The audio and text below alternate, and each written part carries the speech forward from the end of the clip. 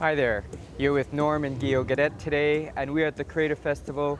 We are felters, and today what we're going to show you are a few techniques about felting, wet felting, the process that we use to make all of our coats, that we use to make our art, and that we use to make our scarves.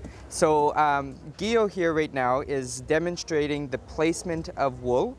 What's really important, and we're going to do this in a very quick way, is the placement of the wool. What you need to do is to make sure that you're pulling the fibers long so that the fibers are placed properly onto our place. And right now what he's doing is going to create a tapestry. He's placing his wool carefully onto a piece of tulle that we use as our base for all of our projects. So if you take a look right here, you can see that there's a piece of tulle underneath the fabric that he's creating, or the tapestry that he's creating. What that piece of tulle does is it creates a base, or a skeleton, shall we say, for the tapestry, so that it keeps its form over a long period of time. And right now what you're seeing is the placement of the wool. If you see that his hands are placing the wool, holding it in place, and then he pulls along the length of the fibers after he's carded them a little bit, just to put them in place. Now the wool that we're using today is a Tashuri wool. It's a Caucasian sheep that we use for a lot of our projects. They are projects that you see in all of our art pieces, in all of our scarves. It is a very barbed wool that felts very quickly. It also gives a very interesting texture that we like to see in our art, both of which are reasons why we choose this Tashuri wool when we're doing these kinds of projects.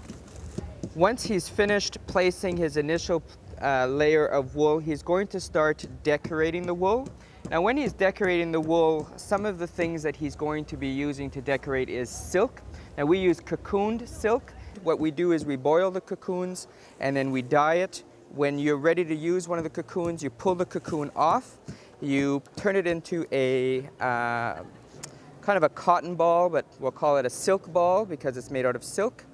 And that process will then allow us to create our decorations, shall we say, onto the wool.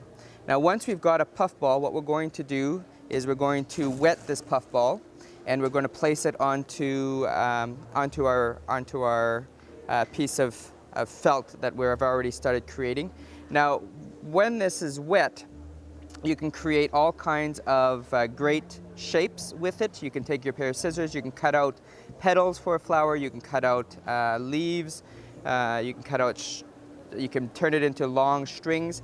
They give you the detail that you want so that you don't only end up with a marbly texture on your piece of art. So if you were to take this piece of art here, all of these pieces that looks like painted piece is the silk that I was talking about. It gives you the details so that you can actually paint with your silk in order to be able to create the tapestry that you're looking for. So let's go back to Gio.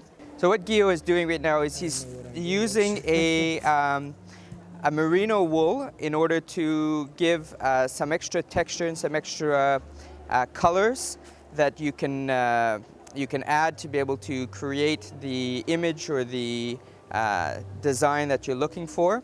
And once he's done that process, what he's going to do is go through the basic wet felting process. And with the wet felting process, which we won't have time to show you today, but basically you take your soap, and we use a lye soap, but you can also use an olive oil soap or other products like that. Anything that's an oily soap is what you're looking for. We start from the middle, we work our way out. You completely wet your piece, and then you soap it completely. And when you're done, we take a bubble wrap. We wrap our piece of art in the bubble wrap, and then we wrap the whole piece inside a piece of cotton. We roll it, and what we do is the process is very lengthy. We roll for about 2 or 3 minutes. We unroll it, we stretch it out, we roll it up again from a different direction, and we continue that process usually for about an hour. And then when we're done, we've got ourselves a great piece of art.